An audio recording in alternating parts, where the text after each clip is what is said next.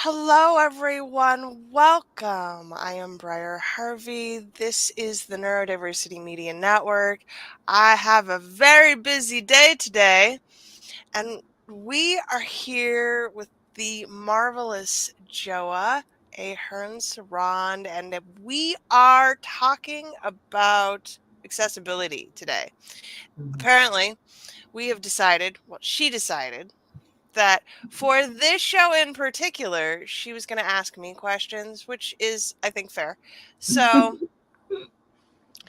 we are going to talk about work from the point of view of disability and accessibility and what those accommodations mean and what they look like. So, I think it's going to be a good time, y'all.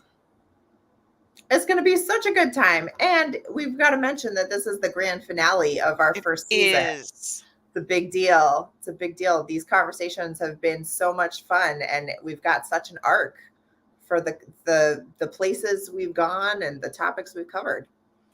Yeah, I'm really looking forward to putting this masterclass together Mhm. and adding all the resources and fun things for people to dive into Yeah, because I really do feel like we've explored so much good territory here. that's right. That's right. And a span, I mean, it spans demographics of people, but it also spans demographics of business type too, right? We've Mhm. we've talked about a lot of different angles and facets, and the additional resources are going to be really fun to dig into as people go through the content that we've talked about. All right, let's get to it. All right, let's do it. Briar, accessibility. Yeah. Accessibility is such a critical component, and I think that for some people, accessibility has just become a buzzword. They say, like, oh, yeah, things should be accessible, or like, oh, yep, accessibility, that sounds great. And then some people, it's a critical part of their day to day lives, right? Accessibility is something that they need to be able to access everything that other people don't think twice about. And then there's people in the middle. And so let's start by just like getting on the same page. What is accessibility? Why is it important? So, accessibility is conceptually the idea of making things equitable, which is another word that we have defined, I think, before, Mhm. in ways that people who have disability require to be able to work or do life at the same level as other people. Mhm. But this gets really mucky because what does that mean? Who is it for? How do we define accessibility? Because even amongst similar diagnoses, we have many degrees of what is and is not required. Mhm. And then, of course, especially in work situations, asking for things to be accessible is often a problem. Yeah, right. Right, the ask, and I think that we're going to get into so much of this, but so it's about making things equitable for people to work and live and be at the same level that anybody else might be. And you mentioned diagnoses very quickly in passing, but accessibility looks a lot of different ways for a lot of different diagnoses, right? So there's, broadly, right? There's physical ability and disability, and then there's like the whole mental health side of it as well with those set of diagnoses. And we're on the Neurodiversity Media Network, so we obviously like have a particular angle that we're coming at it too, right? In terms of the people who are drawing to this content. So talk to me about the diagnoses. What does that look like for accessibility in terms of what we'll be talking about today? So, when we look at having a diagnosis, it is the legal standard by which accommodations are granted. The problem is requiring a diagnosis in the first place, right? Mhm. And then disclosure, which we will unpack in greater detail. Yes. But for most people, the reality of having a diagnosis is that it is the thing that starts the information. I, once I have a diagnosis, I can then define, oh, well, these are the terms. This is what it means to be this, not to have this, to be this. Because when we're talking about disability, it's permanent. We're almost never talking about something that can be recovered or cured. So we got to talk about this new standard, this new baseline. And having a diagnosis allows us to really define what that baseline standard is. Hmm. Hmm. Absolutely. And like you mentioned, it's the mechanism that allows you to access accommodations. Hmm. And that's something that I find to be very heartening, is that over the course of time that I've been a professional in the world, I started off in psychology, working mostly with children in school systems and looking at what the transformation has been, even in my professional lifetime, of people understanding that a diagnosis creates accessibility to accommodations and helps reduce some of the stigma around diagnosis has been incredible. I mean, we still obviously have so much gains to be made in that arena, but to be able to see tangible gains made even within one professional lifetime is really remarkable. And I think what's key here is that a diagnosis is covered by law. So we've talked a lot about diversity, equity, inclusion. And for most people, whether we like that or not, it's a nice to have. Mm, Accessibility is required by law. And so when I'm having conversations with people about this, it is so much easier for me to say, hey, look, this is a baseline requirement in every country, but in the United States, it's the Americans with Disabilities Act, right? the And ADA. there is, in addition to a baseline standard of requirements, there is a heap ton of money available in the form of federal grants for making accessibility changes.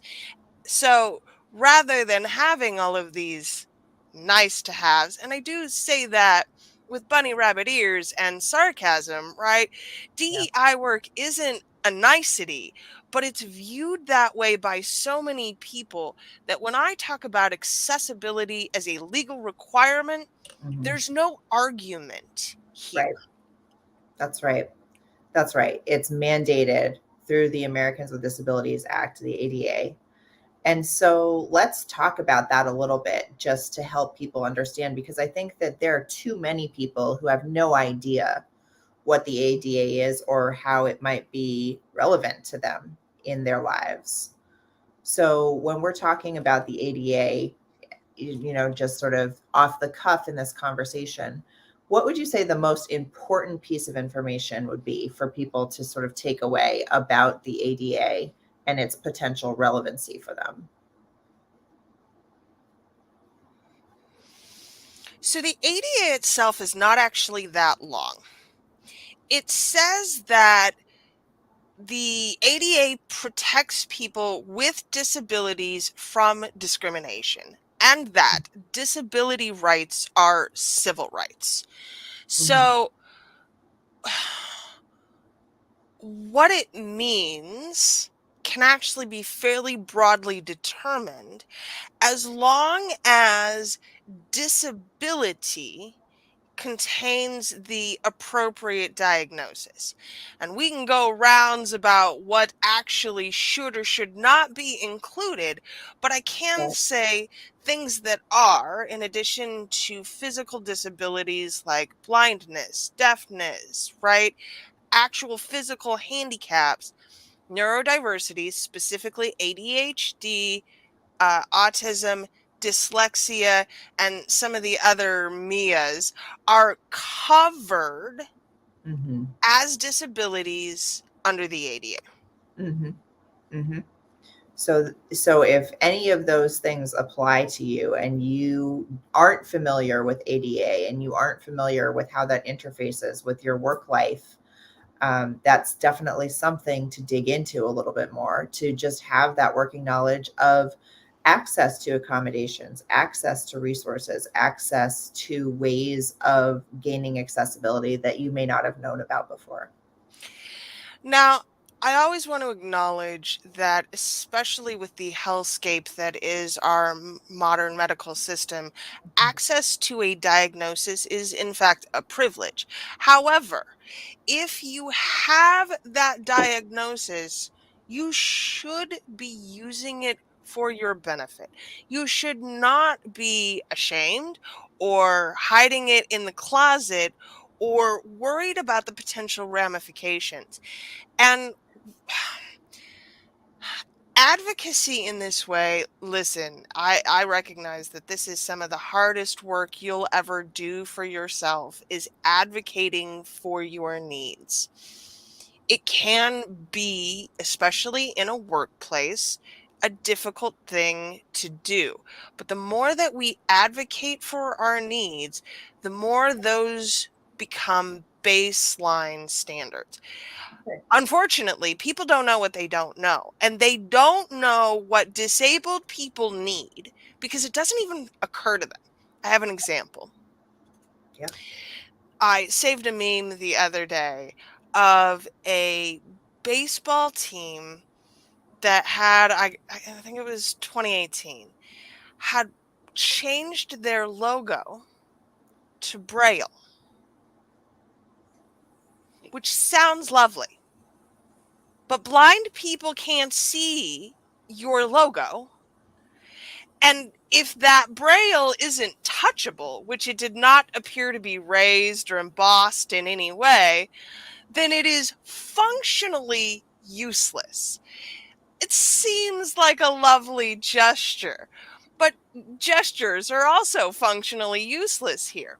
People don't know what they don't know, and it's difficult for them to imagine accommodations if they don't actually need it. Yeah. Yeah. And then all of a sudden, however well intentioned, just looks like virtue signaling, Right. which at the end of the day means nothing to the person who can't see. Correct. Yeah. Virtue signaling is useless Right. and arguably a huge waste of everyone's time. Yeah. Yeah. It certainly doesn't have any mechanism for improving the situation for somebody who might actually need their situation improved. Right. It's not advocacy. It just makes you feel good so you can post it on social media and pat yourself on the Yeah, back. that's absolutely right.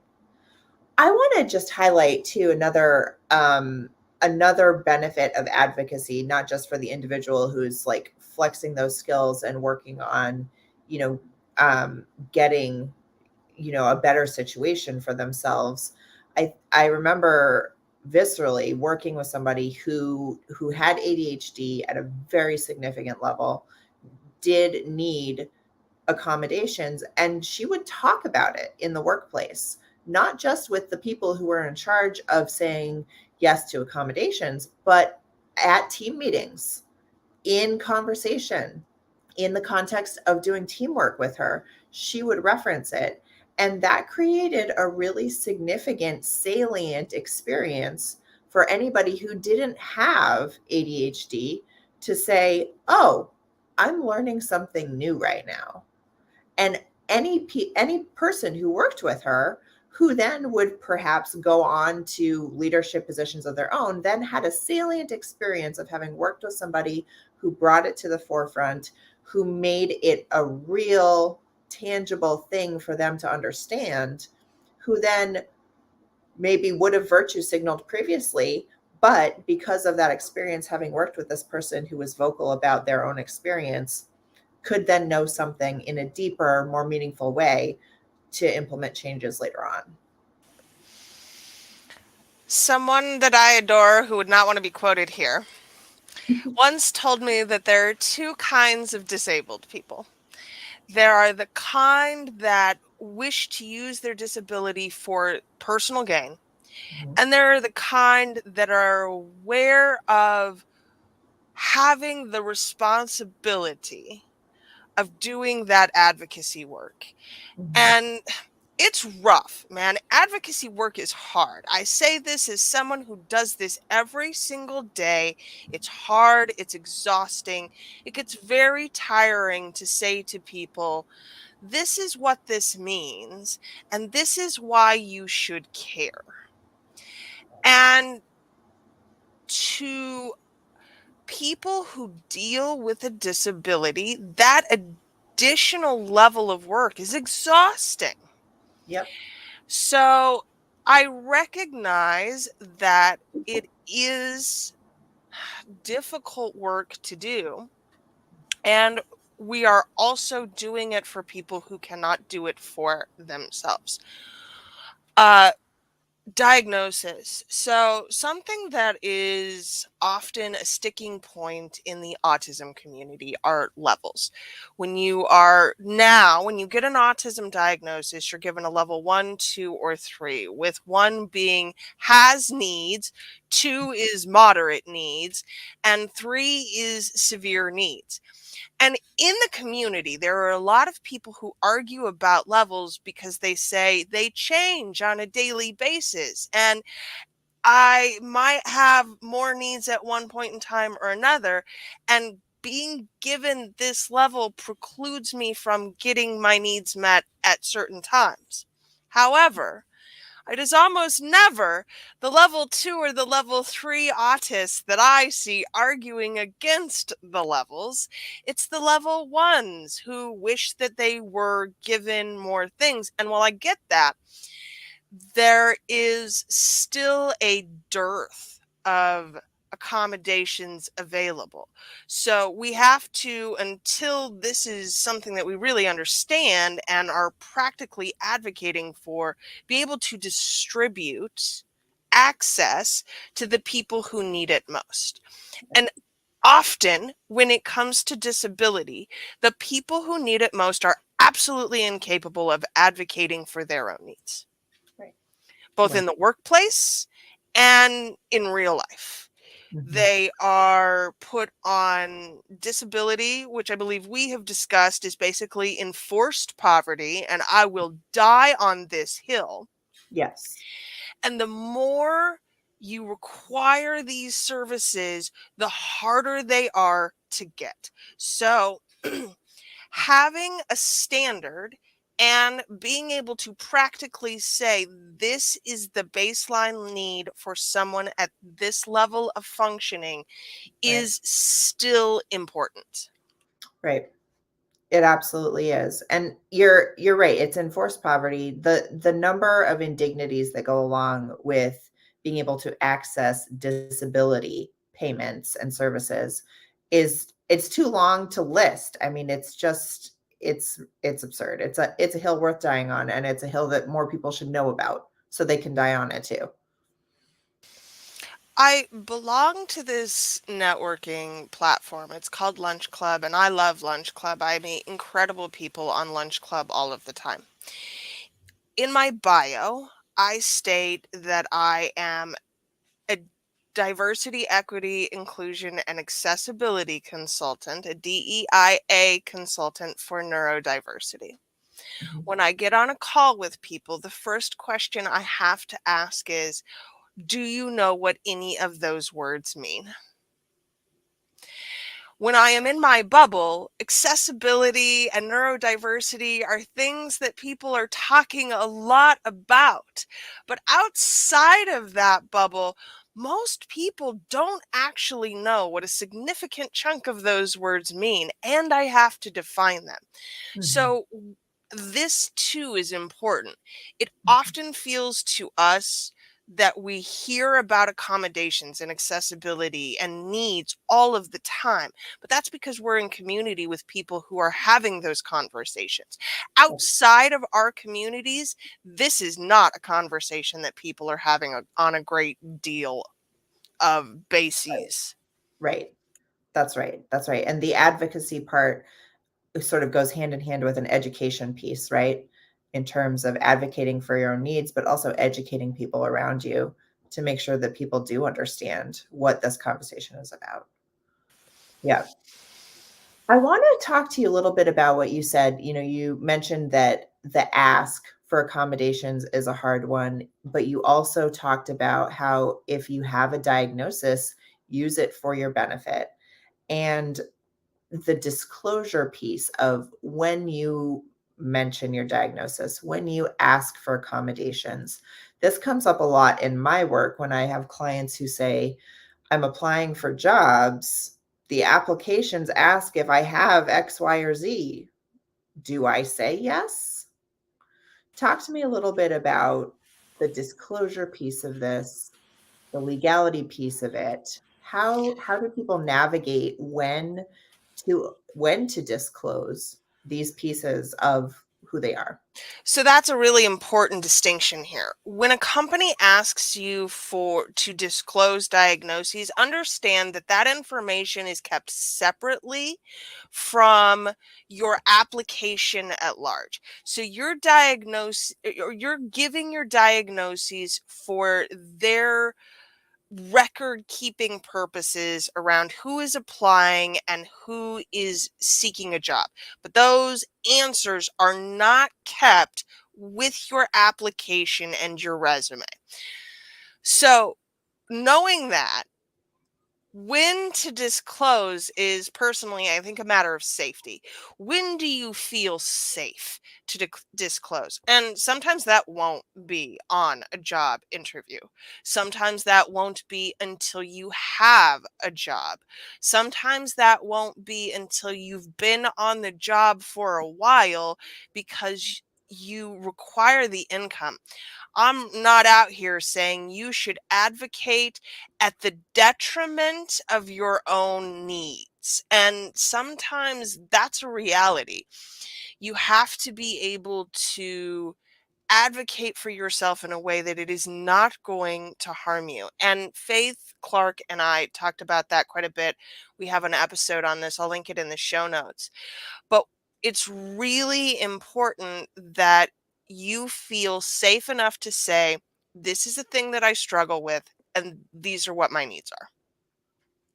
Mhm, mhm. So I love your conversations with Faith, and the conversation around building safety is so critical. I think that, you and I have talked about the hiring market right now and about how there are more jobs than there are people looking for them, which means that really the power for, should be in the hands of the applicants, right? But I think that the reality, unfortunately, too, is that that power isn't always felt by the applicant. And I think that that's great advice in terms of really assessing where the safety is, where you feel it, and when to bring that forward. And arguably, you disclose when it is beneficial and not harmful. Mhm, Determining whether or not it is beneficial is always going to be on a case by case basis. mhm, mhm. Absolutely. Yeah, there is no one size fits all for this kind of question. Yeah. So, in terms of how this interfaces with our entire scope here of fixing work, how does accessibility and the question of fixing work come into play? You mentioned federal dollars available. This is an important thing that I think not enough people know about. Talk about that a little. I love this question because truly, I think accessibility in the workplace is beneficial to everyone. I think that when you recognize what these baseline level needs are for people, especially who are neurodivergent, you recognize that building them into the workplace will benefit everyone because they are things like clarity of process, they are systems, they are things like the ability to work remotely, the ability to opt out of meetings. They are things that, at a base systemic level, are often the things that we are missing in work. And so fixing them truly benefits everyone. As to the way in which we make that work, again, this is all covered by the ADA.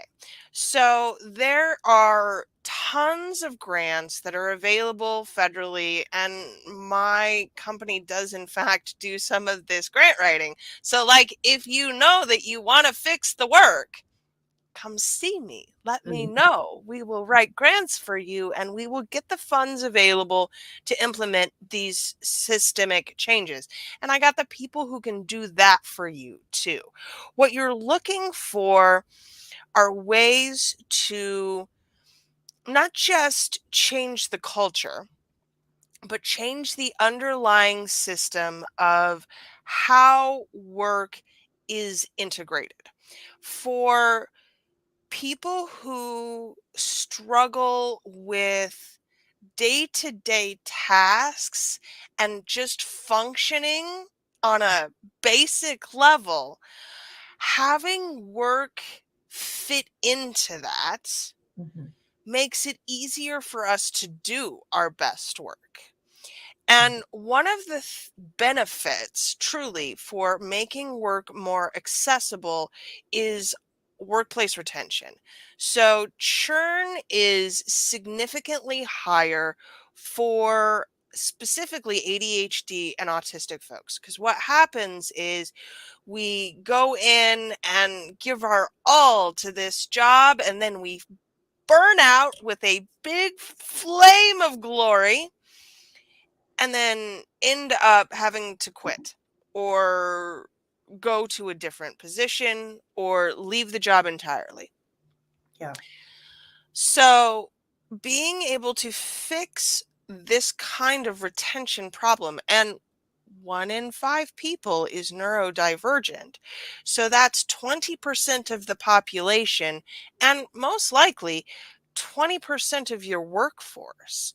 If you can fix the underlying problems that make them flame out, then you can increase retention and you can create a workplace culture with some longevity. And despite what the media would have you believe, it is in fact a worker's job market right now. it is. It absolutely is. There are more jobs available than job seekers. And the people complaining about how no one wants to work anymore are likely not looking for people or being able to pay them what they are actually worth. That's right. That's right.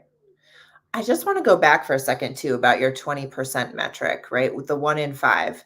That is an average. Hmm. And let's be clear too that there are certain industries and roles that have a much higher than 20% rate of neurodivergent for them because of the type of work it is and because of who is drawn to doing that type of work. Yeah, that's especially true in creative fields, STEM, believe it or not.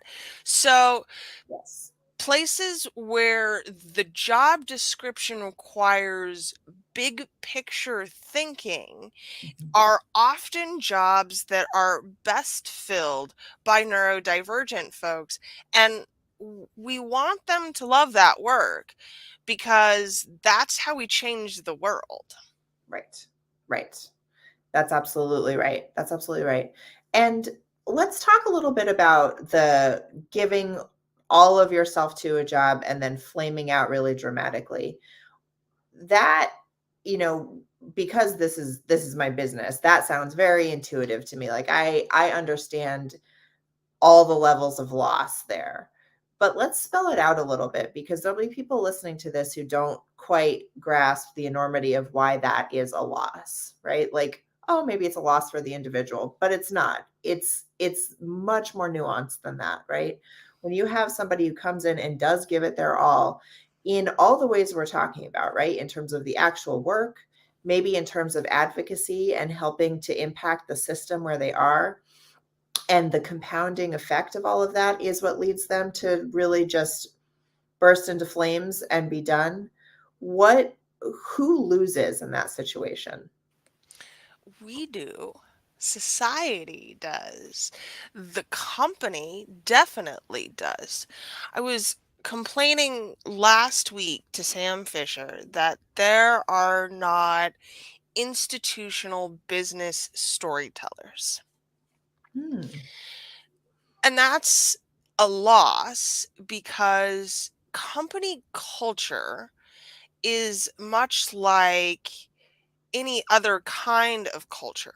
And how we maintain culture is through stories, Mm-hmm. understanding where we've been, we've come from, helps us to shape where we're going, especially so we're not repeating the same mistakes over and over and over again. And she sent me a link to a workshop. It was really incredible timing, um, with some folks talking about institutional business storytelling, and they were all marketers.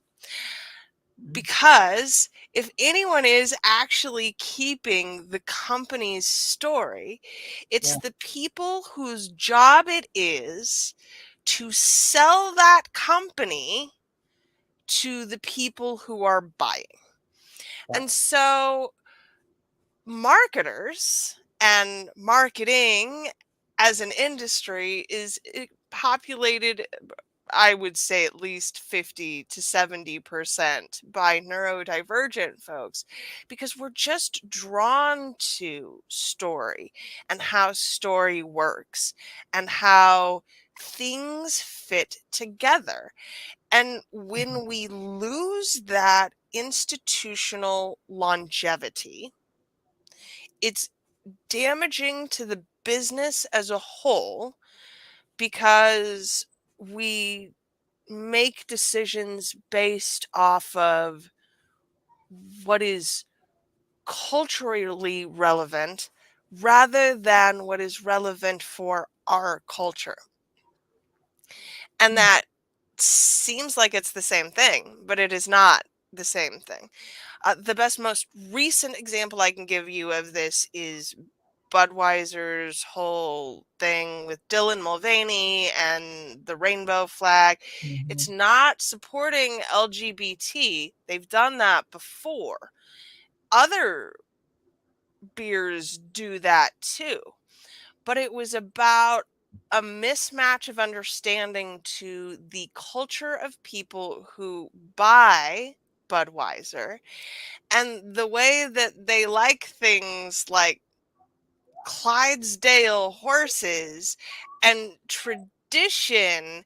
And right, you can absolutely make this argument to them, but you don't do it that way. You Mm-hmm. do it the way that makes it seem as though we're embracing something of long-standing belief and tradition, and that feels much Yeah. different. Yeah. Truly, we can make the same decisions and we can do much of the same things, but the way in which we tell the story matters. Mm-hmm. Mm-hmm. Absolutely. The things you're talking about are alignment, right? And how to help people feel like there's a sense of continuity and safety, even while pushing forward, perhaps into new territory, right? But it's that continuity, right? It's the storyline Mhm. that has to be continued. You can't just start a new story in the middle. People need things to feel safe. And ultimately, having accommodations in both how we shape the work on the back end and how we tell the story on the front end Mhm. are what allow people to feel safe in transition. Mhm. And this is an easy thing to say, Mhm. harder thing to do. Right. But the reality is that it's about thinking about who are we not inviting to the table? Mhm. Who are we not including in this conversation? What do they have to contribute that perhaps might influence the decisions that we are making? And we have very traditionally included certain voices at that table Mhm. and are expanding out now to a greater awareness of the people who should be contributing to the conversation. Right. But we're still not making that table accessible or available. Right. Right. And in fact, sometimes people don't even know the table exists. Mhm. Right? Like talk about lack of accessibility and availability. The I think that when we talk about making these opportunities available, it's about really like spreading the word far and wide, really making sure that even just the knowledge that it exists is out there, let alone the path to get there, right? So, paving the way isn't just for us, it's for the people who come behind us. Mhm. Mhm. I think one of the things that is frustrating about accessibility is that when I am not getting my needs met, I care very little about the people who come behind me because it feels so urgent in this moment that I am not getting my own needs met. And so there's Right. a real dichotomy here about being aware of who the work is for and how it benefits us all. Mhm. Absolutely. Absolutely. And one of the sort of ways that people make this understood in disability circles is to talk about the spoons, right? And a lot of people who aren't in disability circles don't know about the spoons. They've never heard this construct before, but the idea is you have a set number of spoons, and spoons is sort of a placeholder for energy or ability to navigate your moment to moment, day to day life. You have a certain number of spoons that you get at the beginning of the day, and you have to use them throughout the day for different things. If you have 5 spoons and you've got to use 4 of them to just navigate your professional life, you've only got 1 spoon left for feeding yourself, taking care of yourself, getting the right amount of sleep, spending time with family, doing something for fun, right? Like anything else. And so when we think about this, what we're trying to do is just reduce the energetic toll of trying to do your life, whether it's at work, whether it's at home. And this analogy, I wish more people did know about it because it makes so much sense. And in a certain sense, it's what it comes down to when we talk about a living wage, right? Or oh my gosh, more than a living wage, right? It's about not needing to expend so much energy worrying about whether you'll be able to pay all of the bills that you have, right? It's about making sure that you can move through your life with some amount of ease and be able to really exist and be interwoven into the fabric of all of the different parts of your life that you want to be. Yeah, spoons are really interesting because at a higher level, it can be limiting in some ways. If Mhm. I only have 5 spoons, then I'm never going to rise to the occasion that costs me 9 or 10 spoons. And factually, that's probably incorrect. I'll spend those 10 spoons and then spend 2 weeks laid out on my ass afterwards.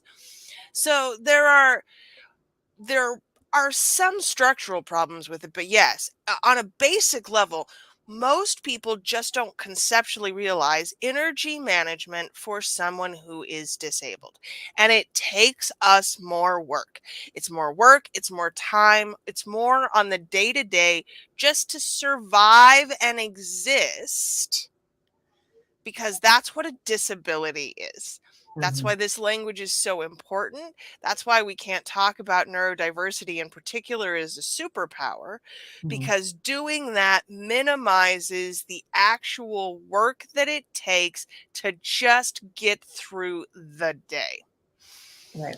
And I think that part of what is required here is a clearer understanding of just ability in general. Hmm. Everybody has differing levels of ability, and this is true for most things. Mhm. I think singing is probably a really good example of this. Most people can be taught how to sing. Unless you are tone deaf, you can be taught how to hit a note properly. Even if you're tone deaf, you can be taught what that tonally sounds like in your head. Even deaf people can be taught how to sing. It's something our body does this thing. Now, skill levels vary wildly. I am no Taylor Swift, friends, and just because I practice with my app at hitting the note in the right place does not mean that I am ready for my stage debut. I'm just trying to fit into a choir here at this point in time. And that's important. When we talk about ability, it's really important for us to understand that those are like levers. We move them up, we move them down, but they're different for everyone, and everyone has different ability in different areas. Mhm. So, finding ways to allow people with differing abilities to structurally fit into society is Mhm. important because Right. we all benefit from that. Right. Right. Right. It's almost like diversity is something to embrace. Almost. How about that? How about it? How about it? So let's talk about structurally. I mean, we've alluded to some of the things. We've talked about transparency. We've talked about process. What are let's do top three. Top three most important things that a workplace can do to help improve accessibility across the board, not for that one person who has felt safe enough to ask for the accommodation they're legally entitled to through the ADA, but just broadly. Accessibility that will make broad spectrum sense for a business. What are the top three things? Top three things: a Top three. clear and understandable definition of my job description, a clear hierarchical chart of who is responsible for what and who owns what institutionally. Mhm. And three, a clear and regularly updated, not just updated in 2010 and then shoved in a drawer, operational manual that allows me to know what all of the things are and what it is that I need to do here, how we do things.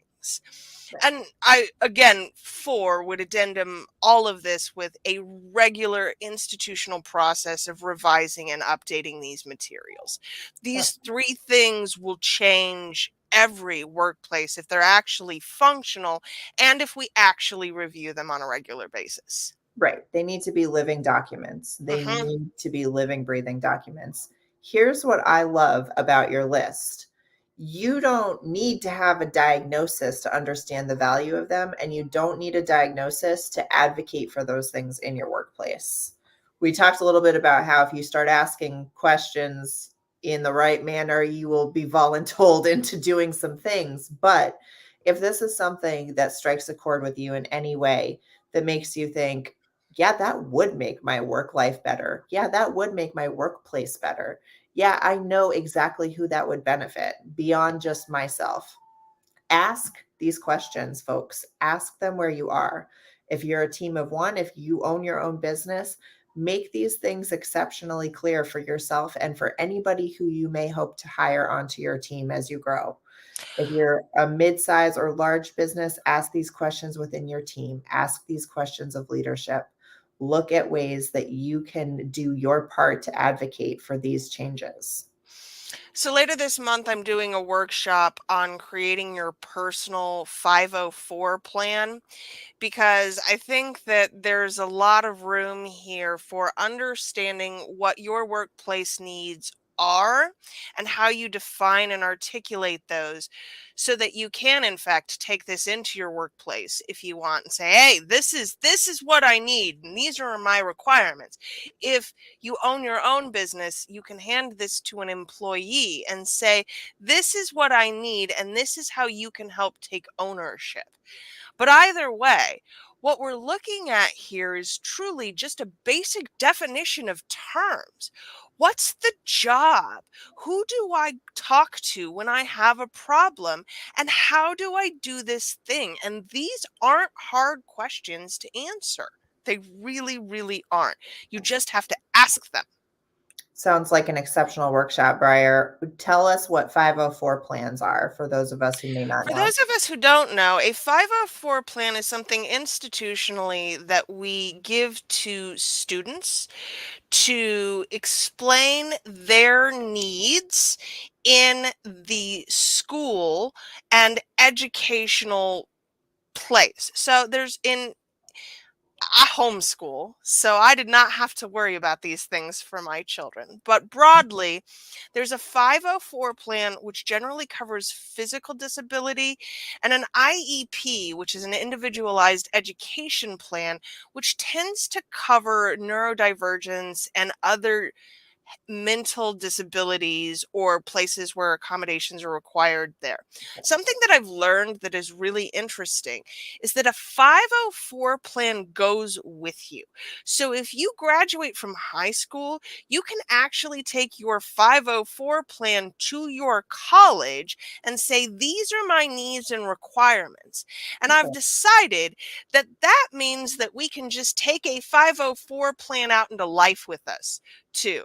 If it's transferable, now obviously this isn't going to be an officially sanctioned document, but Right. these are my needs. This is what I would like to have happen so that I can do my job. And I don't think these are unreasonable requests. They're going to feel wobbly for some people. I have a client whose current personal 504 plan states that he might be late.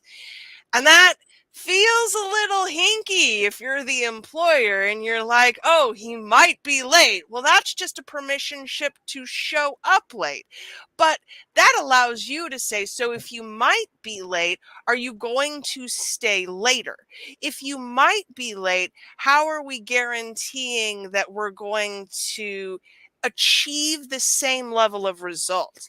And finally, this Mhm. is where we change things on a structural level, because if we stop thinking about time and start thinking in terms of project or deliverables, then it doesn't matter whether or not I show up on time. What is the deliverable? What is the That's right. expected outcome? If you can answer that on my job description, no less, then it That's right. changes the entire shape of what we're building and how we're building it. Because I don't care about time if you get the thing done. That's right. Take 2 minutes, take 20 weeks. I don't care. This is the thing. I Right. just need to know what the expectation is. Right. Right. And there's a whole side conversation to be had in this regard about time and about policing people's time. That's so critical, right? If Mhm. we had an extra hour, we could delve into Right. We, we, that we, really we might deeply. could get into that. but that idea, I think, is such an important one to consider. If you're in a decision making capacity in your work, like in your organization, think carefully about whether having someone in person there from 8:30 to 4:30, from 9 to 5 really makes a difference or not. Because I guarantee you that if it doesn't make a difference for them to be in that seat doing the thing in that spot at that exact time, it makes a difference to them to not have that expectation. And if you can articulate the deliverable, and if they are delivering the deliverable and they don't have to do that, don't spend your time policing it. That's not a good use of your time. That's not a good use of the organization's time. That's not a good use of their time. It's a good use of nobody's time. There are of course jobs where you do have to be there in person, where if you're not there at 9 there is a problem. But think carefully about whether that job is that criteria or not, because if it's not, think seriously about why you're policing it. Hmm. Maybe consider not policing it. That's because most things aren't in fact urgent, and most things don't require us to deliver around time. But modern productivity culture in particular has stated that our Mhm, time is equal to our value. And the mhm. sooner we unlink these things, the happier we'll be societally. That's right. That's absolutely right. I've talked about her before, but Desiree Lynn Attaway does fantastic work on productivity and our concept of time. Anybody who thinks that this sounds interesting, go look her up, look up her work, find out more. It's worth it. Yeah, I think that we really have a long way to go when it comes to decolonizing time. And I don't think people like to put those two words together, especially. But what am I doing, and whose work is required, whose labor is allowing me to do less, is not a question that most people like to ask. So if it's not for you, who's doing the labor? And Mhm, just be honest about it. I think entrepreneurially, we get very stuck in this mindset of, oh, I can just delegate this. mm, But who are you delegating it to, and how much are you paying them? And mhm. when you are working for a wage that is related to time, how much of yourself are you giving in order to complete that task? And this is the balance here. We have to ask it from both sides of the equation. Yeah. Both, how do we get this job done?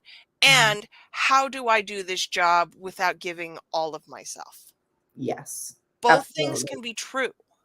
Absolutely. Absolutely. And I think you're right. Decolonizing our concept of time is where it's at. It was actually from Desiree Adaway that I learned the origin of the term deadline, which is Mm, interwoven into all labor and work, everything, right? Like who doesn't know what a deadline is, except the origin of the term is that it's a physical barrier around a prison. And if a prisoner crossed it, that was when you were allowed to kill them for having crossed that's the it. cross the dead line. The deadline. And that is what we have embraced as our concept of getting things done, Hmm. right? It has to be before the deadline, right? We have interwoven this into how we conceptualize almost everything in our lives. And without even thinking about it, we've internalized that panic too, That's right? it. Because if That's I'm it. going to be killed if I don't meet the deadline, Yep. right? Then Right. that anxiety means that I am always going to be giving more of myself than I should That's for an arbitrary date that's right. that will not in fact kill me. Right. But Talk about adrenaline response, right? If we're right, literally being pushed into, a life or death question about any task and when it needs to be completed, what are we doing to our nervous systems? Nothing good. Nothing good nothing is the good. answer. And we don't talk about the epigenetic legacy enough of how we have internalized these things for generations, right? It's not just my productivity that I've learned, it's my parents and my grandparents. And what messages were they internalizing as absolutely non negotiable that when I look at work now, I can see are not only not accessible, but not fucking realistic. That's right. That's right. We've ended with a bang. Mm. Slightly, we've really waffled this whole series about ending on high notes versus ending on a deadline. I And know, I know. But I find it's perverse of me, but I find this to actually be a very hopeful conversation because mhm, I think the more people know, the less they have to just reenact without even giving a second thought to something, right? If you know that time is colonized, if you know that we are internalizing urgency that does not belong in the present sense, right? Then you have some agency for saying, well, maybe we don't have to do it that way. And that's the whole point, right? That's the whole point of fixed work. Maybe we don't have to do it the way we've been doing it. Maybe in fact there are a lot of better ways to do it that we could do. We don't even have to really ask for permission. There's a caveat there. I'm sure there is some permission to be asked for, but we can do things differently. and I can't imagine a better note to end this show on than that. Joa, man, this has been so fun. I really deeply appreciate the time that you have given to me for this series and the conversations that we have had. And we're gonna have to figure out what season 2 looks like at some point in time, 'cause Absolutely. I Absolutely. don't think that we're done yet. There's always more to talk about, and there will continue to be. And Briar, this has been such a pleasure. This has been such a pleasure. And the masterclass with the additional resources is going to be so much fun to put together. I'm very excited to see what we come up with and what we can throw together for y'all. And remember, if you are not a paid subscriber, you go to neurodiversitymedianetwork.com. It's just $25 a month. It's only $20 a month right now for the month of July. It's my birthday celebration. I got all of these new shows. So much fun stuff happening right now. We've got 2 workshops coming that are included with your paid subscription and 4 masterclasses that we're putting out within the next month that will be completed with all the resources and the learning paths. So if you have not joined us yet, come do so. We're so excited to keep bringing all of this work to you. Joa, thank you for being a part of this. And we will talk to you all again later today. I'll be back with history and wise words and my husband. It's going to be amazing, y'all.